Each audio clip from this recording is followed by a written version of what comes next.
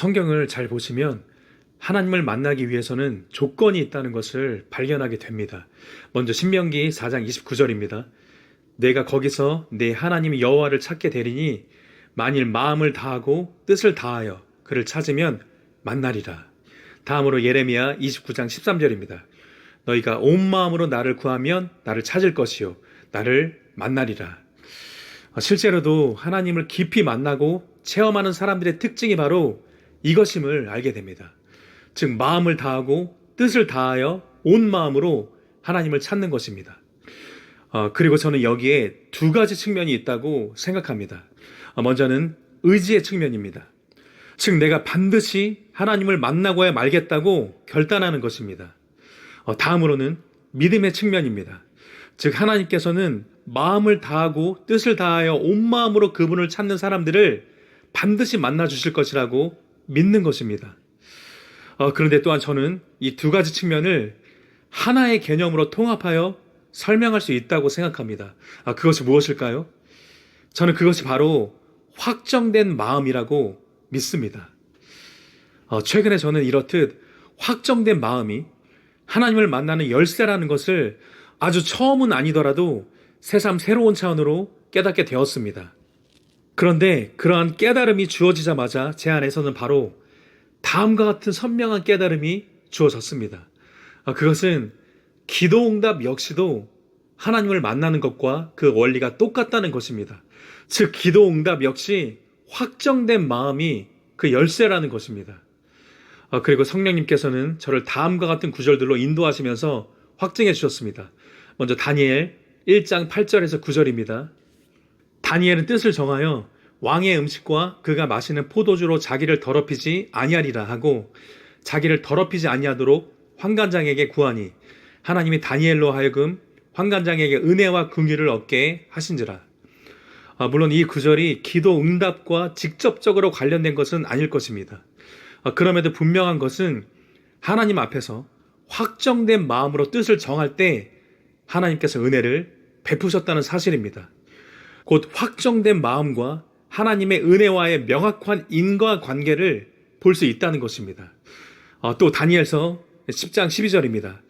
그가 내게 이르되 다니엘아 두려워하지 말라. 내가 깨달으려 하여 내 하나님 앞에 스스로 겸비하게 하기로 결심하던 첫날부터 내 말이 응답받았으므로 내가 내 말로 말미암아 왔느니라. 이처럼 다니엘이 어떤 깨달음을 얻고자 작정하고 하나님 앞에 엎드렸을 때 응답을 받았다고 말씀합니다. 즉 다니엘은 깨달음을 얻고자 기도했던 것이고 또한 그것을 확정된 마음으로 구했던 것입니다.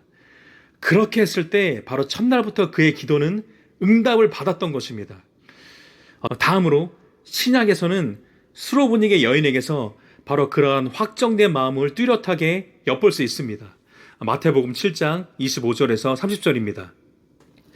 이에 더러운 귀신 들린 어린 딸을 둔 한 여자가 예수의 소문을 듣고 곧 와서 그 발 아래에 엎드리니 그 여자는 헬라인이요 수로보니게 족속이라. 자기 딸에게서 귀신 쫓아내 주시기를 간구하거늘 예수께서 이르시되 자녀로 먼저 배불리 먹게 할지니 자녀의 떡을 취하여 개들에게 던짐이 마땅치 아니하리라. 여자가 대답하여 이르되 주여 올소이다마는 상 아래 개들도 아이들이 먹던 부스러기를 먹나이다. 예수께서 이르시되 이 말을 하였으니 돌아가라. 귀신이 내 딸에게서 나갔느니라 하시매 여자가 집에 돌아가 본즉 아이가 침상에 누웠고 귀신이 나갔더라. 우선 여기서 저와 여러분은 예수님께서 그 여인의 믿음을 테스트하신 것이라고 이해할 필요가 있을 것입니다. 그 가운데 자녀의 떡을 취하여 개들에게 던짐이 마땅치 아니하리라고 여인에게 말씀하셨던 것입니다. 그리고 그 여인은 그 테스트를 능히 통과했던 것입니다. 하지만 여러분, 자신을 개에게 비유하는 이 테스트가 쉬운 테스트였을까요? 학자들은 이 헬라인 여자가 부유한 귀족 출신이라고 짐작합니다.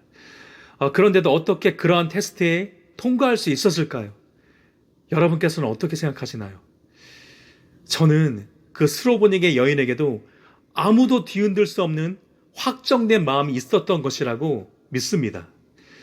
이제는 제발 귀신 들린 딸을 어떻게든 자유케 해줘야겠다는 그런 절박함에서 비롯된 확정된 마음을 당시 그 여인은 분명히 가지고 있었을 것입니다. 그래서 그 여인은 이방인인 자기 자신이 개에게 비유되며 간청이 거절되는 수모를 당했음에도 불구하고 여전히 수치를 모르는 간절함으로 밥상 아래 떨어지는 음식의 부스러기라도 취하겠다는 그런 확정된 마음으로 끝까지 예수님께 간청하며 나아갔을 것입니다. 저는 이 정도의 확정된 마음이라면 그러한 시험도 그 여인에게는 그다지 어렵지 않았을 것이라고 짐작하게 됩니다. 그리고 그 결과는 역시 가장 완벽한 해피엔딩이었습니다. 30절에 여자가 집에 돌아가 본즉 아이가 침상에 누웠고 귀신이 나갔더라고 밝히 말씀하기 때문입니다. 마지막으로 다음에 등장하는 맹인에게서도 역시 동일한 확정된 마음을 저와 여러분은 발견할 수 있을 것입니다. 누가복음 18장 38절에서 43절입니다.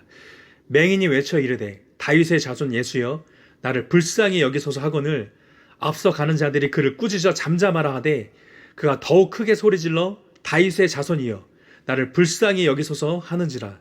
예수께서 머물러 서서 명하여 데려오라 하셨더니 그가 가까이 오매 물어 이르시되 내게 무엇을 하여 주기를 원하느냐. 이르되 주여 보기를 원하나이다. 예수께서 그에게 이르시되 보라 내 믿음이 너를 구원하였느니라 하시매 곧 보게 되어 하나님께 영광을 돌리며 예수를 따르니 백성이 다 이를 보고 하나님을 찬양하니라. 여러분, 만일 이 맹인 안에 이제는 제발 눈을 떠서 보고야 말겠다는, 더 이상 이 세상을 이렇게 어둡게 살지 않겠다는 확정된 의지가 없었다면, 또한 저 지나가시는 예수라는 분이 반드시 내 눈을 보게 하실 것이라는 그 확정된 믿음이 없었다면 잠잠하라는 사람들의 꾸짖음에 쉽게 위축되고 말았을 것입니다. 하지만 맹인은 전혀 위축되지 않고 더욱 크게 소리를 질렀습니다. 그리고 우리에게 익숙한 그 외침, 곧 다윗의 자손이여 나를 불쌍히 여기소서라고 외쳤던 것입니다. 결국 이 맹인도 예수님께서 자신을 돌아보시고 불쌍히 여기실 때까지, 눈을 떠서 세상을 밝히 보는 은혜 속으로 자신이 몸소 들어갈 때까지 중단하지 않기로 작정했을 것입니다. 그 결과 마침내 그 맹인은 눈을 떠서 보게 되었던 것입니다.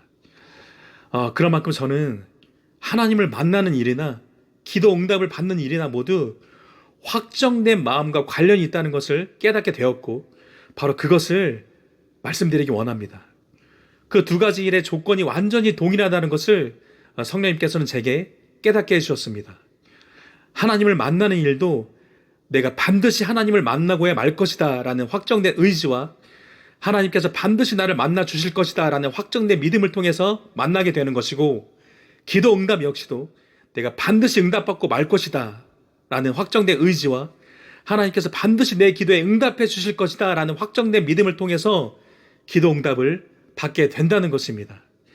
즉 확정된 마음으로 하나님께 나아갈 때 하나님을 만나게 되고, 또한 확정된 마음으로 기도할 때 기도 응답을 받게 된다는 것입니다. 그리고 때마침 저는 이러한 확정된 마음을 특별히 다음 시편 저자의 고백에서 발견하게 되었습니다. 시편 57편 7절입니다. 하나님이여 내 마음이 확정되었고 내 마음이 확정되었사오니 내가 노래하고 내가 찬송하리이다. 하지만 당시 이 시편의 기자가 처한 상황은 그렇게 노래하고 찬송을 부를 상황은 아니었던 것 같습니다. 왜냐하면 1절에서 그는 이 재앙들이 지나가기까지 하나님께 피한다라고 고백했기 때문입니다. 즉 이 시편 기자는 스스로 재앙이라고 말할 수 있는 큰 시련의 한복판에 있었던 것입니다. 또 3절에 보면 자신을 삼키려는 자들, 또 6절에서는 자신의 걸음을 막으려고 그물을 준비하고 웅덩이를 판 자들, 이런 자들의 위협 가운데 자신이 놓여 있다고 고백합니다. 그렇기 때문에 저는 다음과 같은 결론을 내릴 수밖에 없을 것 같습니다. 제가 믿기로 이 시편 기자는 한 가지를 작정했을 것입니다. 즉 어떤 상황 속에서도 하나님의 도우심을 바라며 찬송하겠다고 자신의 마음을 확정했을 것입니다. 그래서 그런지 이어지는 다음 고백들만 봐도 생명의 위협을 느끼는 도망자의 고백이라고는 도저히 믿기 힘들 것 같습니다. 시편 57편 8절에서 11절입니다. 내 영광아 깰지어다. 비파야 수구마 깰지어다. 내가 새벽을 깨우리로다. 주여 내가 만민 중에서 주께 감사하오며 문 나라 중에서 주를 찬송하리이다. 무릇 주의 인자는 커서 하늘에 미치고 주의 진리는 궁창에 이르나이다. 하나님이여, 주는 하늘 위에 높이 들리시며 주의 영광이 온 세계 위에 높아지기를 원하나이다. 여러분, 만약에 제가 이 시편 57편의 전체가 아니라 이 부분만 떼어서 보았다면 저는 분명히 이렇게 생각하기 쉬웠을 것입니다. 시편 기자가 이렇게 고백하는 걸 보니까 하나님의 놀라운 은혜를 경험했겠구나. 그래서 큰 감사와 기쁨으로 찬양한 것이구나. 하지만 이 시편 기자는 오히려 환난 가운데서도 그러한 고백과 찬양을 하나님께 올려드렸던 것입니다. 그리고 어떻게 그것이 가능했냐면 바로 확정된 마음이 있었기 때문에 가능했을 것입니다. 요동하지 않는 확정된 마음으로 하나님을 간절히 찾으며 그분의 도우심을 기대했기 때문일 것입니다. 여러분, 그렇다면 이 시편 기자의 결말은 어땠을까요? 결국엔 정말 하나님을 만났을까요? 정말 그의 믿음의 고백과 찬송대로 하나님의 도우심을 경험했을까요? 저는 반드시 그랬을 것이라고 믿습니다. 왜냐하면 그가 확정된 마음으로 하나님을 찾았고 바로 그런 확정된 마음, 곧 마음을 다하고 뜻을 다하여 하나님을 찾으면 누구든지 만나리라는 것은 하나님 자신의 신실한 약속이기 때문입니다. 아니나 다를까 이 시편 기자는 다윗입니다. 시편 57편은 다윗이 사울을 피해서 동굴로 도망쳐 다닐 때 지은 그런 시로 알려져 있습니다. 오늘날 성경을 통해 다윗의 생애를 훤히 들여다보는 사람들은 아마 이견이 없을 것입니다. 즉, 그가 하나님을 피상적으로가 아니라 깊이 만난 사람이며 그의 모든 인생 가운데 하나님께서 큰 도우심으로 함께 하셨다는 사실을 말입니다. 그렇게 다윗 역시도 확정된 마음으로 하나님을 찾으면서 찬송했고 결국 하나님을 만났고 그분의 도우심을 경험했던 것입니다. 이제 오늘 말씀 영상을 서서히 마무리하려고 합니다. 정직하게 제 자신을 한번 돌아봤습니다. 그랬더니 제가 응답받지 못하고 있는 모든 기도 제목들은 앞선 성경 인물들이 갖고 있었던 확정된 마음이 없거나 부족한 것이 그 원인이라는 것을 깨닫게 되었습니다.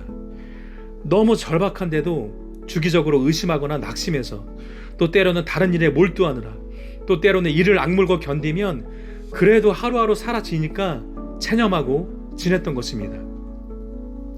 이처럼 저뿐만 아니라 많은 사람들이 기도 응답이 없고 하나님께서 침묵하시는 듯한 그런 시간들이 길어지면 어느덧 낙심되고 지친 마음이 겹겹이 쌓이면서 자기도 모르게 간절한 반, 체념 반으로 살아가기 마련인 것 같습니다. 반면에 저의 간절한 기도 제목들 중에 응답받은 것들은 다 확정된 마음으로 기도했던 것임을 저는 깨닫게 되었습니다. 저는 가감하지 않고 정말 이것을 정직하게 말씀드릴 수 있습니다. 여러분, 하나님께서는 그 누구보다 그분의 자녀들을 만나주시고 응답해 주시기 원하실 것입니다. 하지만 하나님께서 저와 여러분에게 우선적으로 찾으시는 마음이 있습니다. 바로 확정된 마음일 것입니다. 분명히 오늘도 하나님께서는 확정된 마음으로 나아오는 그분의 자녀들을 찾고 계실 것입니다. 지금껏 함께 살펴본 그 모든 성경의 인물들은 오늘 저와 여러분을 향해서 큰 소리로 증언하고 있을 것입니다. 만일 누구든지 확정된 마음으로 하나님께 나아가면 반드시 불쌍히 여겨주시고 만나주시고 응답해 주신다는 것을 말입니다. 그러니 내게 절실한 그 은혜, 그 기도 응답을 다시금 사모하셨으면 좋겠습니다. 그 은혜가 내게 펼쳐질 때 내 삶이 어떻게 달라질지 마음에 그리면서 끝까지 작정하여 기도하시면 좋겠습니다. 그런 식으로 자신의 확정된 마음을 하나님께 보여드리기 바랍니다. 그러면 제가 분명하게 믿기로 하나님께서도 저와 여러분을 만나주시는 것을, 저와 여러분의 기도에 응답해 주시는 것을 확정해 주실 것이라고 저는 분명하게 믿습니다. 이제 끝으로 기도에 관한 많은 설교나 가르침들이 심각하게 간과하는 부분을 말씀드리기 원합니다. 예레미야 5장 21절입니다. 너희 허물이 이러한 일들을 물리쳤고 너희 죄가 너희로부터 좋은 것을 막았느니라. 즉 하나님과 우리 사이에 죄로 인한 담이 있으면 기도 응답을 기대할 수 없다는 것입니다. 그런데도 이건 구약의 말씀일 뿐이고 지금은 예수님을 믿기만 하면 죄악 가운데 살아도 기도 응답이 보장된다고 말할 수 있을까요? 그렇지 않습니다. 죄악 가운데 산다는 것은 행함이 없는 죽은 믿음이고 가짜 믿음이기 때문입니다. 진짜 믿음은 부득불 죄를 지을지라도 즉시 회개하고 회개에 합당한 열매를 맺어 나갑니다. 물론 완전할 수는 없지만 중심으로 순종하며 나아갑니다. 즉 진짜 살아있는 믿음은 죄를 지을지언정 습관적으로 죄의 종로로 타며 죄악 가운데 살지는 않습니다. 바로 이런 믿음의 소유자들만이 진짜 하나님의 자녀이고 하나님의 돌보심이 약속된 언약 백성인 것입니다. 바로 이 가운데서 확정된 마음으로 기도하시기 바랍니다. 그러면 하나님을 만나고 기도가 응답되는 은혜가 저와 여러분의 평생의 삶 가운데 함께할 것이라고 믿습니다. 다음 시간에는 부족한 저의 간증이긴 하지만 제가 확정된 마음으로 하나님을 찾았을 때 기도 응답을 받은 3가지 경험을 나누도록 하겠습니다. 그럼 저는 다음 시간에 또 뵙겠습니다. 그때까지 주님 안에서 평안하시기 바랍니다.